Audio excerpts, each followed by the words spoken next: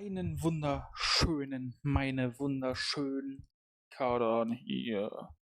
Und heute mit einer Art Vorstellung, einem Pitch-Video von mir zu Castle Duels bezogen auf das, was ich gedacht hätte, was in den ersten paar großen Patches schon kommen würde, nämlich dem Koop-Modus. Hierzu jetzt erstmal ein allgemeiner Rant vorneweg, weil ich denke, Coop-Modus, so wie ich ihn mir vorstelle, alles subject to change. Also in Bearbeitung. Denke ich, sollte Coop genau darauf hinauszielen, zwei Sachen zu agrinden, die Free-to-Play-Spielern massiv wichtig sind, die sich Pay-to-Win-Spieler easy ercashen können. Wozu man sagen könnte, aber hier könnten sich Free-to-Play-Spieler einfach auch mal eine ganze Zeit lang auf den Arsch setzen, um zu grinden. MyGames sollte meiner Meinung nach diese ganzen Standardpakete, die sie haben, preislich beibehalten. Dafür meine ich jetzt sowas wie den Battle Pass. Dieses magische Emporium heißt es mittlerweile, also diesen Cash-Up-Pass. Umso mehr du cashst, umso höher gehst du und meiner wegen auch die Event-Pässe.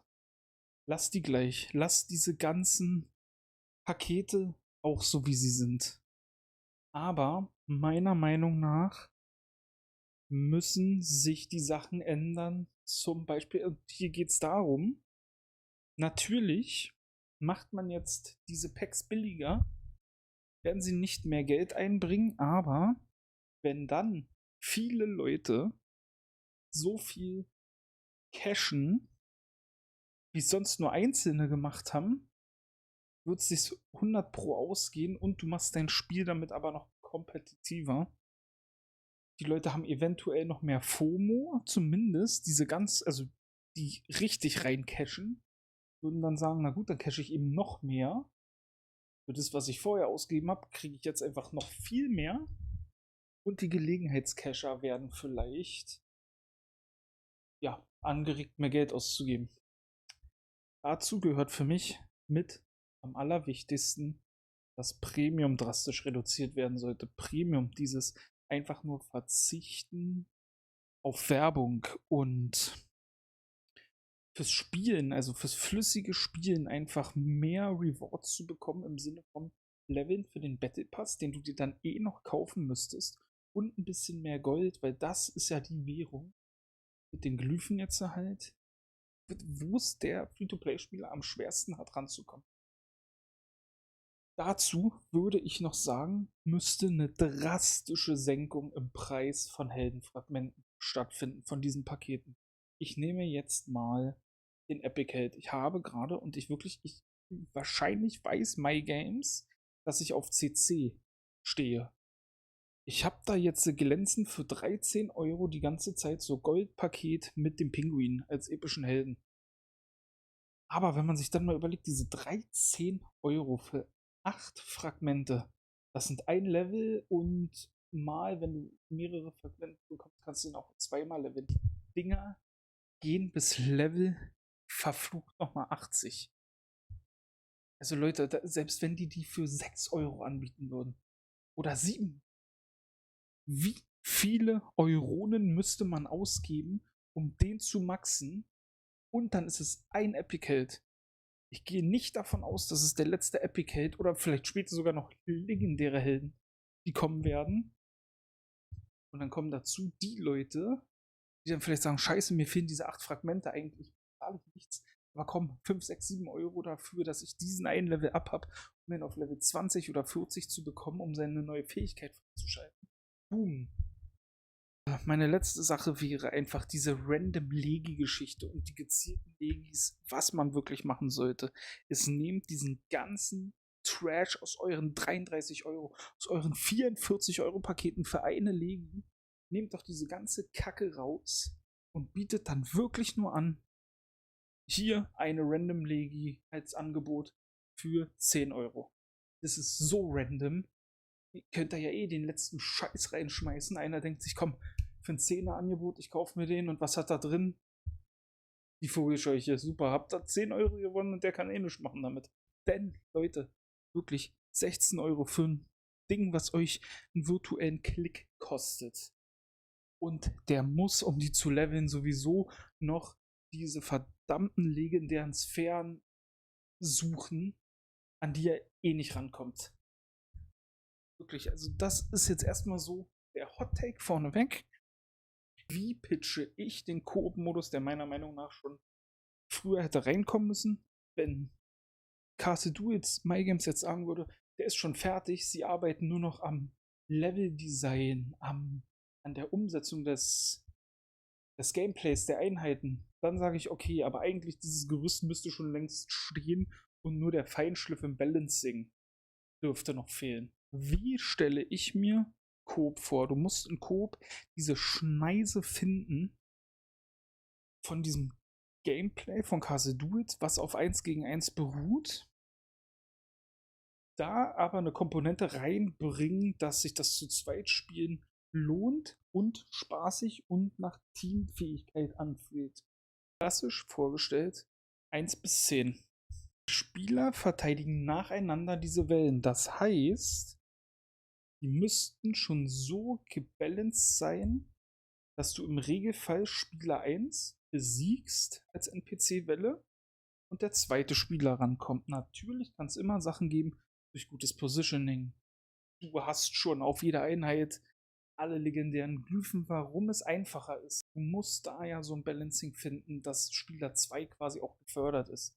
Zwischen den Wellen gibt es eine Zwischenphase in jeder Runde, wie wir sie auch kennen vom normalen Castle-Modus, der so 60, 70. Wie gesagt, das ist der Feinschliff im Balancing. In dieser Phase entscheiden sich die Spieler auch schon untereinander, wer die nächste Runde anfangen wird.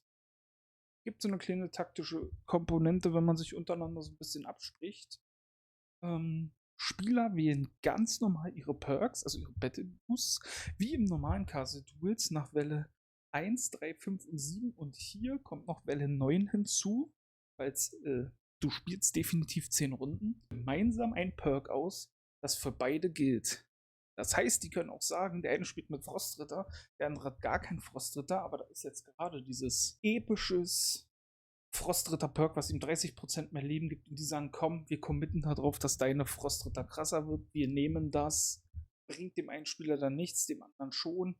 Vielleicht entscheiden sie sich für Attack Speed in den ersten 10 Sekunden ist erhöht, das zählt dann für beide. Die spielen ja nacheinander, aber es zählt dann auch als neuer Kampfbeginn für Spieler 2, so dass man Globals hätten da vielleicht noch mehr Impact, als sie jetzt schon im normalen Spiel hätten. Dann gibt es auf Welle 5, also genau bei der Hälfte des Spiels, den Miniboss oder Zwischenboss. Und ganz am Ende zu Welle 10 kommt der Endboss. Was dann auch noch wichtig wird für die Unterteilungen der verschiedenen Etappen, wie ich es mir vorgestellt habe, an der Spielbelohnung. Ich habe mir das System, gegen was man kämpft, auch so ein bisschen halb random überlegt, dass es so ähnlich ist, wie wenn es später verschiedene Fraktionen gibt, so wie es die jetzt schon bei den Einheiten gibt. Gibt es die auch bei diesen Fraktionen, den Coop-Gegner-Fraktionen, und die Spieler sehen vorher, wie in so einem Event, in welche Fraktion sie jetzt kämpfen müssen, und danach bekommen beide Spieler zusammen 100 Sekunden, um ihre Decks aus ihren eigenen Karten zusammenzustellen. Das heißt, ich aus meinen Karten kann mein Deck zusammenstellen, meine Kumpelblase neben mir oder auf der anderen Seite des Internets hat ebenfalls 100 Sekunden, sein Deck zusammenzustellen. Wenn man ready ist, klickt man ready, es geht los. Affixe kommen dazu. Das System habe ich ein Stück weit ziemlich hart geklaut bei WoW in M+. Und das ist so, das soll immer diese etwas frische, random Komponente mit reinbringen. Es soll globale Affixe geben, die, egal welche Fraktion man ist, wochenabhängig ist. Wir haben zum Beispiel Tonus A, da ist dieser Affix aktiv, Tonus B, da ist es der andere. Und dann gibt es noch fraktionsspezifische Affixe, da gibt es dann zum Beispiel 4 oder 5. Und am Anfang vom Coop-Game entscheidet sich dann, gibt diese beiden Affixe noch dazu. Und dann kann man schon im Deckbuilding sagen, ey, yo, vielleicht baut der eine sein Deck so ein bisschen so, um gegen diesen Affix ein bisschen krasser zu kontern. Spieler haben nur 2 Leben. Das heißt, sie können einmal eine normale Runde verlieren, kommen in die nächste, kann hier so ein bisschen als Skip verwendet werden, wenn man es braucht, zum Zeitsparen oder wenn man einfach sagt, wow, meine Merches sind kacke, ich will jetzt noch eine Runde abwarten. Wir opfern zusammen ein Leben, um das quasi zu skippen, eine Runde, um ins nächste zu kommen. Aber Bosseinheiten, sprich der Miniboss auf Welle 5 und der Endboss, können nicht geskippt werden und ziehen euch sofort raus aus dem Coup-Game. Ihr seid sofort raus, tschüss, fangt von vorne an. Es soll, wenn wir nachher zu den Rewards kommen, Schutz geben davor, dass die Leute zum Beispiel sagen, yo, Turn 1, wir geben einfach auf und nehmen sofort die Belohnung mit für jedes Coup-Game. Zeige ich es mir gedacht habe im Belohnungssystem. Außerdem soll es auch dafür dienen, dass Leute sich ein bisschen anstrengen, falls es zu leicht ist oder man sagt, na hier, wir saven das Leben und skippen damit einen Boss. Nein, geht nicht. Also Bosse sofort, Spiel aus. Den Boss müsst ihr bekämpfen. Mit dem Unentschieden kann man nicht gewinnen, so. Metaphorisch gesprochen. Coop sollte unbegrenzt für jedermann spielbar sein. Ich sag mal so, der erste Versuch am Tag ist for free und alle weiteren Spiele danach ist halt einfach so, guckt euch eine Werbung an, wenn ihr nochmal Coop spielen wollt. Da ist nicht irgendwie mit bezahlt für einen Coop-Versuch 1,19 € oder bezahlt 2000, ach nein, 2000 war dumm, 200, 500 Gold für einen Coop-Versuch. Nein, Werbung gucken. Und dazu dann halt einfach Premium muss zum Beispiel nicht diese Werbung gucken, mein Gott. Dann bringt da noch irgendwas rein, dass Premium sich mehr lohnt. Weil wie gesagt, Premium meiner Meinung nach mit das beste Produkt, weil sie es selber so verkaufen, dass es halt einfach einen Bonus bringt. Ja. Einfach viel zu teuer für das. Egal. Schwierigkeit sollte skalieren mit dem stärksten Deck des Spielers. Das heißt, du kannst deinen Mate nicht boosten, indem du sagst, ey, der hat nur 8er Legis und dadurch würde sich das runterskalieren, weil dann Leute sagen, nee, das sollte ja wohl der Durchschnitt aus beiden Decks sein. Nee, kann er nicht, weil dann wird einfach geboostet. Dann kommt es noch irgendwie zu Real Money, irgendwas, Boost Service bei einem Handyspiel, die sagen, yo, überweis mir 10, 20 €. Ich gehe mit einem Full Legendary Deck rein, Full Legendary Glyphen und zieh dich einfach durch, weil der Durchschnitt, du nimmst einfach die schlechtesten Einheiten mit, die du hast. Und ich push dich durch. Sollte nicht so sein, deswegen als Maßstab immer genommen das stärkste Deck. Und davon die Durchschnittsstärke, die uns schon angezeigt wird bei unseren Decks. Dadurch, dass sich die Schwierigkeit an den Leveln der Karten des stärksten Decks orientiert, gibt es den Pay-to-Win-Leuten lediglich den Vorteil, über, je nachdem, hochgelevelte epische Helden kann man vielleicht auch noch irgendwo ins Balancing noch mit einbringen, aber ansonsten eigentlich nur über diese Glyphen. Selbst mit den Affixen könnte man sagen, ey, ich habe da noch eine Einheit, die hat zum Beispiel die und die Glyphe, die da vielleicht helfen kann, die eine andere Einheit nicht hat. Ganz simpel, logisch, die Wellen werden von Mal zu Mal stärker, anders. Da gibt es ja auch keinen Sinn. Es sollte jede Einheit so ein System haben. Also ich sehe es gleich im Pitch, habe jetzt zum Beispiel einfach 3 Einheiten, eine Beschwörungseinheit und 2 Bosse gepitcht für diese Fraktion. Aber jede Einheit, die es da gibt, sollte wie ein Archon funktionieren in T1, 2 und 3. Bekommt euer verfaultes Archon-System auch endlich mal zu einem ordentlichen Nutzen. Jetzt mein Reward-System. Wenn du einen Coop verlierst, solltest dich lediglich Zeit und deine eigene mentale Gesundheit gefährden. Nicht hier irgendwas in-game, das du bezahlen müsstest. Es sollte einen Trostpreis geben mit der Schwelle vor dem Miniboss, also vor Welle 5. Bekommt ihr beispielsweise, wenn ihr verliert, auch auf Welle 4 nur 300 Gold und 10 Glyphenkristalle. Warum so wenig? Ganz simpel gesprochen, weil sonst kann man ins Coop gehen, aufgeben und man kriegt diesen Reward oder man lässt sich absichtlich sterben und bekommt diesen Reward, weil als jetzt Leute sagen, hä, dann sperrt den Aufgeben-Button im Koop. Dann lassen sie sich halt sterben. Aber das soll so ein Schutz vor Farming sein. Für einen Miniboss, wenn du ihn besiegt hast, der kommt immer wieder bei jedem Mal Koop spielen. 1500 Gold beispielsweise, 150 Glyphenkristalle und dann sollte es noch wöchentliche Aufgaben für den Koop geben, dass du einmalig, wenn du es das erste Mal in der Woche schaffst, den Miniboss zu besiegen, kriegst du nochmal obendrauf 3500 Gold, 200 Glyphenkristalle und meinerwegen 5 von den lilanen Kristallen. So ähnlich funktioniert es dann halt auch mit dem Endboss. Der Endboss ist ja wirklich das allerletzte Level. Da gibt es dann jedes Mal 6k Gold, 400 Glyphenkristalle und 3 lila Kristalle. So kann man halt auch, wenn man es möchte, der Koop sollte dann halt so eingesetzt sein, dass er wirklich eine Koop-Runde 15, 16, 17 Minuten maximal dauert. Und dann finde ich, ist es halt auch schon, wenn man sagt, ey, jeden Sonntag setze ich mich 4 Stunden mit Azepeng hin und grinde nur Koop, hast du so auch eine kleine Möglichkeit, erstmal die Kristalle dir zu erfahren.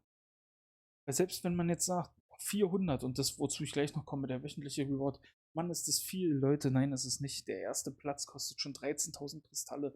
Das Rerollen kostet 250. Guckt euch die Prozentchancen an. Die Kristalle braucht man und Free-to-Play hat gerade keine Chance, außer mit ganz viel Glück an die erste Glyphe zu kommen. Jetzt zu den wöchentlichen Rewards. Wenn man zum ersten Mal einen Endboss besiegt. Ihr kriegt nochmal on top 6k Gold, also 6000, 1000 Glyphenkristalle und ihr könnt wählen zwischen einer Random Legi oder legendären Sphäre. Einmal wöchentlich. Man kann jetzt sagen, boah, das ist ja quasi, du hast da vorher noch gesagt, du willst die Pakete von einer Random Legi auf 10 Euro oder was weiß ich. Und die sind ja jetzt, glaube ich, bei manchen, je nachdem, ob Damage Dealer oder Support, sind die Pakete ja schon bei 16, 20 Euro. Dann kann man ja in einer Woche 16 bis 20. Ja, aber guckt euch auch mal an, wie viele Legis und Sphären man braucht und rechnet es in Geld um. Das sind Tropfen auf dem heißen Stein. Und so kann man sich das grinden und kann sich ein Ziel setzen und sagt vielleicht, boah, freue ich mich auf Montag oder auf Mittwoch, was weiß ich, wann sie den ID-Reset dann machen. Für die wöchentlichen Coup-Belohnungen hin und sagt, boah, da freue ich mich drauf. Nur noch 47 Wochen, dann habe ich meinen Hausmeister auf 14, 15. Für die Achievement Grinder, dass man nach 100 gewonnenen Endbossen irgendein schönes Banner bekommt. Eigentlich sollte MyGames hierzu weghören. Es könnte so eine Art Coop-Pass geben. Das würde so oder so kommen. Die Rewards, die sind ähnlich wie beim Battle Pass, aber man sammelt halt noch einfach fürs Spielen und tägliche Koop-Missionen, die würden sich schon was ausdenken. Erfahrung für den Battle Pass. Und der könnte als Coop Premium zählen. Sagt man jetzt zum Beispiel, ey, der holt sich den Coop Pass. Dann ist der von Werbungen im Koop-Modus befreit. Das ist halt auch für Leute, es gibt auch die Leute, die spielen so eine Spiele, weil sie mit Freunden zusammen spielen wollen. Und sind PvE-Enjoyer und spielen nicht so gerne PvP. Nur so ein Auto-Battler mit ihrem Kumpel spielen. Für die ist so ein Pass dann, wo sie das Premium quasi nur im Koop haben, auch interessant. Der Pitch zu der ersten Fraktion. Wöchentlich wechselnde globale Affixe heißt, dieser Affix ist nicht gebunden an die Fraktion, die ausgewürfelt wird, sondern es gibt 2 globale Perks, die wechseln im A-Tonus und im B-Tonus. Woche A ist zum Beispiel Elite-Krieger. Einheiten haben 25% mehr Leben und 10% mehr Angriff. Woche B heißt der Affix beispielsweise starke Anführer. Bosse haben 25% mehr Leben und 10% mehr Angriff. Wobei Angriff auch immer gleichzeitig ist, es ist der Angriff von allem.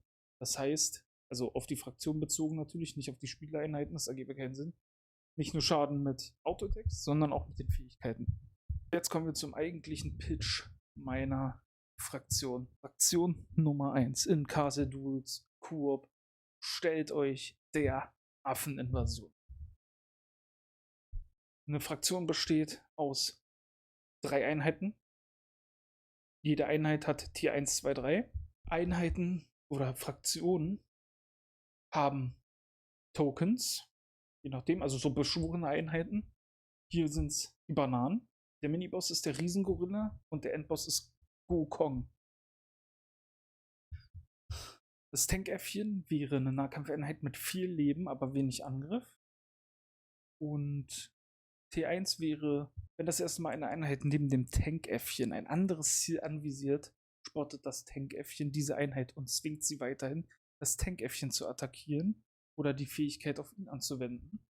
T2, das Tankäffchen lässt, wenn es besiegt wird, eine Banane an Ort und Stelle fallen.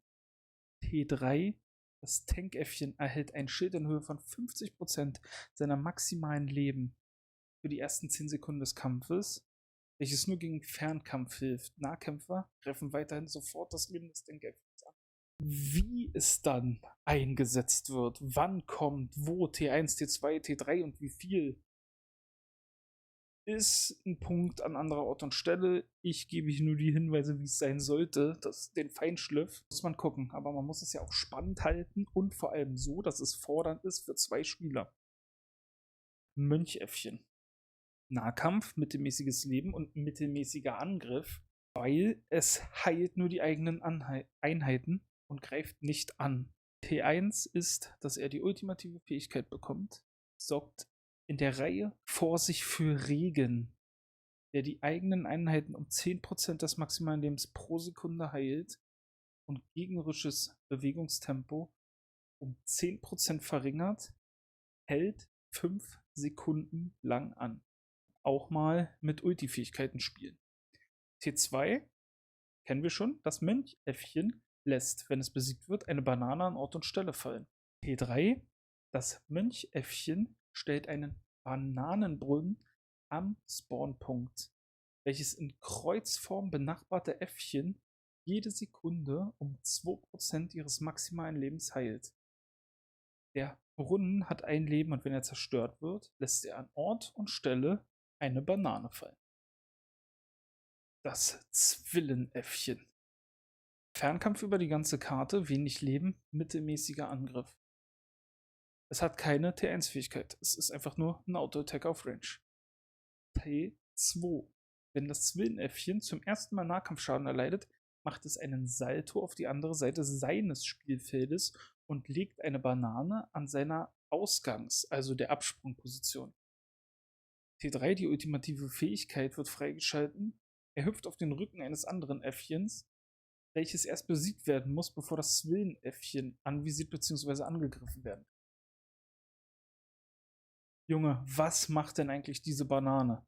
Die Banane ist in der Fraktion Affeninvasion ein statisches Objekt, welches auf 2 Arten ausgelöst werden kann. In der ersten Variante tritt ein Äffchen auf die Banane, heilt es sich um 25% seines maximalen Lebens mit einmal.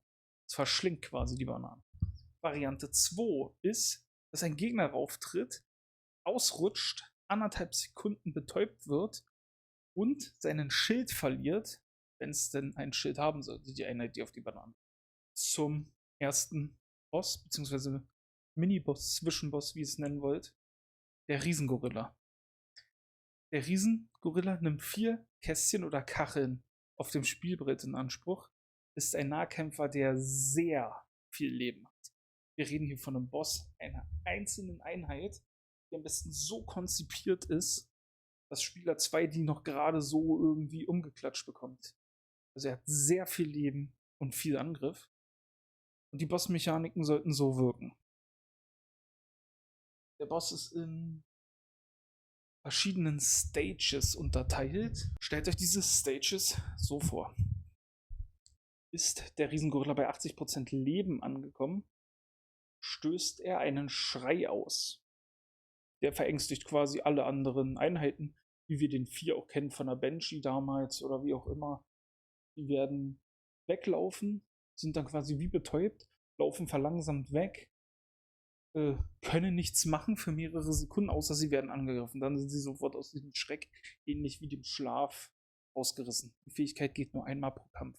50% Leben schlägt der Riesengorilla auf den Boden und betäubt alle gegnerischen Einheiten für 2 Sekunden. Dann springt er auf den hinteren Teil seines Brettes und haut sich auf die Brust. Einfach so eine Brusthauanimation und stellt damit 10% des maximalen Lebens pro Sekunde wieder her. Es hält 5 Sekunden und kann ebenfalls nur einmal im Kampf ausgelöst werden. Bei 25% Leben vom Riesengorilla verringert sich sein erlittener Schaden um 10%. Also er kriegt 10% weniger Schaden, aber verursacht 33% Schaden mehr. Also ein gutes Drittel mehr an Schaden, was er verursacht. Kommen wir zum König der Fraktion, Gokong. Ist ebenfalls ein Nahkämpfer mit sehr viel Leben. In dem Fall Welle 10. Wesentlich mehr Leben als der Riesengorilla. Und 4 Angriff. Alle 4 Angriffe erschafft Gokong Spiegelbilder, die alle Fernkampfeinheiten des Spielers anspringen und einen Angriff auf diese ausführen. Danach verschwinden dann die Spiegelbilder wieder. Bei 70% Leben springt er auf die hintere Seite seines Spielfeldes und erschafft 4 Bananen auf seinem Feld. Bei 50% erhöht sich die Angriffsgeschwindigkeit von Gokong um 20%. Bei 25% Leben ruft er ein T1-Äffchen, ein T2-Äffchen und ein T3-Äffchen herbei. Die Auswahl dabei ist zufällig. Also das gibt auch wieder so ein bisschen diese Randomness rein, dass jeder Run wirklich anders ist. Die müssen ebenfalls besiegt werden, damit der Boss als besiegt gilt. Das heißt, stehen die 3 Äffchen noch und Gokong fällt, ist das Spiel nicht vorbei. Die 3 Äffchen müssen auch umgemetert werden. Bei 10% Leben verringert sich der Schaden, der auf Gokong einprasselt, um 10%, so wie beim Riesengorilla. Und alle seine Nahkampfangriffe verursachen Flächenschaden. Das wäre soweit der Pitch zu den Einheiten. Und jetzt habt ihr den Kontext zu den Einheiten. Jetzt will ich einfach mal so 4 A-Fixe, die dann halt fraktionsspezifisch sind und nicht wöchentlich ausgerollt werden, sondern jedes Mal, wenn ein neues Coop-Game entstanden ist oder gequeued wird und man findet mit seinem Mate ein Coop-Game, werden davon beispielsweise, ich habe jetzt hier 4 A-Fixe gepitcht, 2 davon werden random ausgewürfelt. Zum Beispiel, Vorsicht Schale, auf dem Spielfeld der Affen, als auch auf dem Spielfeld des ersten Spielers der Runde spawnen jeweils 2 Bananen. Zufällig. Also die Position zufällig. Affe mit Waffe. Hat der Affenmönch keine Möglichkeit zu heilen, kann er stattdessen angreifen. Dann macht er quasi seinen Wert, den er sonst heilen würde, auf einen Mate-Affen als Schaden am Gegner. Doppelte Zwille. Das Zwillenäffchen greift 2 Ziele gleichzeitig an. Und Kletteräffchen. Mana-Felsen auf dem Spielbrett bleiben während des Kampfes bestehen, wenn sie nicht aufgebrochen wurden. Sie verhindern die Sicht von Fernkämpfern, sodass diese sich drumherum positionieren müssen. Sie sind unpassierbar und müssen von allen Einheiten umlaufen werden. Äffchen können die Mana-Felsen ignorieren, sprich, steht hinter diesem Mana-Felsen ein Gegner, kann die Range-Einheit im bestimmten Winkel nicht auf diese Einheit schießen, sondern muss sich so bewegen, dass sie quasi ein freies Sichtfeld hat und drauf schießt. Ähnlich so sind Nahkämpfer, die können nicht durch diese Felsen durchlaufen, müssen drumherum. Es ist eine Sache von ein paar zerquetschten Sekunden. Aber ist halt eine extra Zeit, die benötigt wird, die vielleicht auch so ein bisschen Bewegungstempo mehr Relevanz gibt. Dass ihr so wisst, wie ich mir Koop vollumfänglich vorstellen würde. Hofft, dass für Free-to-Play oder generell für PvE-Content endlich mal der Koop reinkommt. Und in diesem Sinne sage ich bis dahin und